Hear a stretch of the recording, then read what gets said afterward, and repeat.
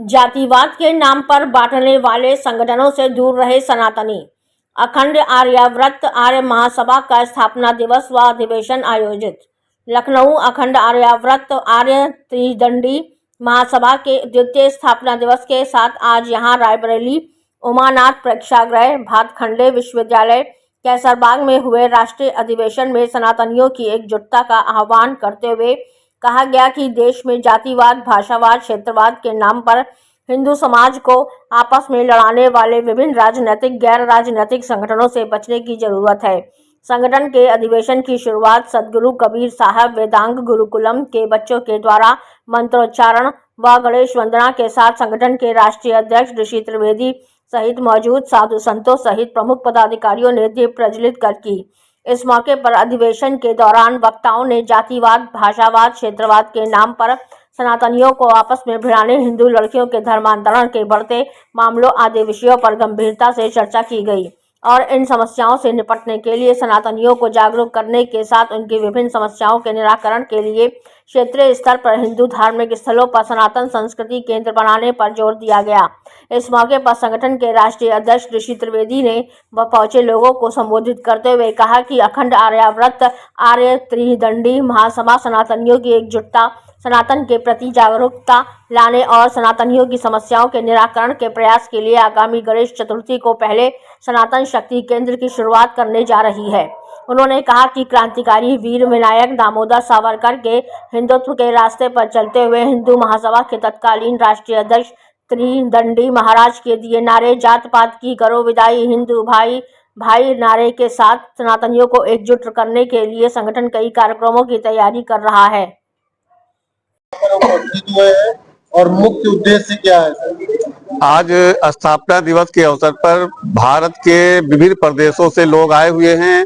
उसी के साथ उत्तर प्रदेश के काफी जिलों से लोग आए हुए हैं। पीलीभीत से आए, कानपुर है, अयोध्या है, ऐसे सभी जिलों से लगभग लोग आए, हमारे कार्यकर्ता आए हुए हैं। जिसका मुख्य उद्देश्य है सनातनियों को संगठित करना और जो हमारा लक्ष्य चल रहा है कि सनातन शक्ति केंद्र की स्थापना, उसको लेकर के हम गणेश चतुर्दशी से सनातन शक्ति केंद्र की स्थापना कर रहे हैं, जिसमें सनातन शक्ति केंद्र का मुख्य कार्य होगा कि जो हमारे लोहार हैं, बढ़ई हैं, कहार हैं, कुम्हार हैं, पिलम्बर हैं, कारपेंटर हैं, उनको आर्थिक रूप से उत्थान किया जाए, उनको काम दिया जाए। सनातन शक्ति केंद्र पे एक रजिस्टर होगा जिसमें हमारे जो हिंदू कारपेंटर हैं, जो हिंदू मतलब कामगार हैं, उनको प्रोत्साहित करना, मंदिर से उनको डाटा मिलेगा, जहां पर वो काम करेंगे जाकर के वहां से उनको मिल जाएगा कि हाँ मंदिर चले जाइए, आपको कारपेंटर की जरूरत है, आपको प्लम्बर की जरूरत है, आपको कर्मकांड करने वाले ब्राह्मणों की जरूरत है, वो सब वहां से डाटा मिलेगा। ऐसे सनातन शक्ति केंद्र की स्थापना अखंड आर्यावर्त आर्य महासभा कर रहा है। जो आपने प्रतीक चिन्ह दिया है उसमें लक्ष्मण टीला का प्रतीक बनाया गया है जी, उसका मुख्य उद्देश्य है?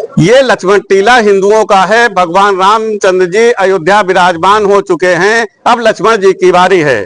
अब वहां पर हमको बहुत जल्द मंदिर बनाना है। जो मंदिर आताताइयों ने तोड़ा उसको पुनः निर्माण कराना है। ये हिंदू महासभा का लक्ष्य है, ये अखंड आर्यावर्त आर्य महासभा का लक्ष्य है। उस पर हम कार्य कर रहे हैं, निरंतर कोर्ट में भी लगे हुए हैं।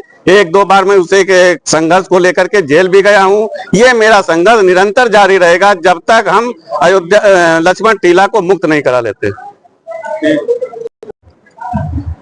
बड़ी पीड़ा है, राष्ट्र आहत है।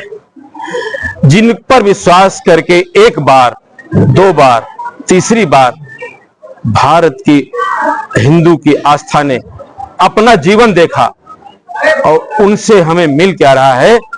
केवल आश्वासन, केवल आश्वासन, केवल आश्वासन। अगर ऋषि त्रिवेदी को जेल में बंद किया जाता है हिंदुत्व का नाद करने के लिए, हिंदुत्व की बात उठाने के लिए, तो मुझे तो ऐसा लगता है कि गांधी जी को जैसे भय था भगत सिंह से, चंद्रशेखर आजाद से, वैसे ही इस सरकार को भी भय लग रहा है इस छोटे से बालक से। लेकिन ये भारत की युवा शक्ति है। जब जब देश आहत हुआ है तब किसी चरवाहे को चाणक्य ने चंद्रगुप्त बना दिया है। ये भारत की शक्ति है और पुनः भारत एक बार अंगड़ाई ले रहा है। हम जहां बैठे हुए हैं यहां पर भी डेमोग्राफी चेंज है, यहां पर भी भाजपा जीत नहीं सकती है। जहां हम बात कर रहे हैं आपको बाइट दे रहे हैं। न लखनऊ मध्य में जीत सकती है, न लखनऊ पश्चिम में जीत सकती है। क्या एक दिन में हो गया? क्यों नहीं जो कानून महाराज जी बता रहे हैं, क्यों नहीं वो कानून लाए जाते हैं? बातें आप कानून के कर, और आप हमें बेवकूफ बना रहे हैं। ये पीड़ा है, और पीड़ा आह बन के जब निकलती है तो लोहा भस्म हो जाता है। जात पात की करो विदाई। क्या कहना चाहिए? सबसे बड़ी बात है कि अखंड आर्यवर्त आर्तदंडी महासभा का जो लक्ष्य है वो हिंदुओं का साथ, हिंदुओं का विकास, हिंदुओं पे विश्वास।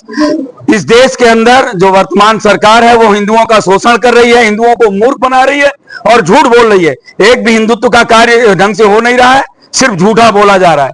हिंदू छला जा रहा है, ठगा जा रहा है। लव जिहाद के अंदर माताओं बहनों का शोषण हो रहा है, हिंदू औरतें बेटियां गायब हो रही हैं, न्याय नहीं मिल रहा है, ना ही उसके लिए सही समाधान हो रहा है, ना ही कुछ सोचा जा रहा है।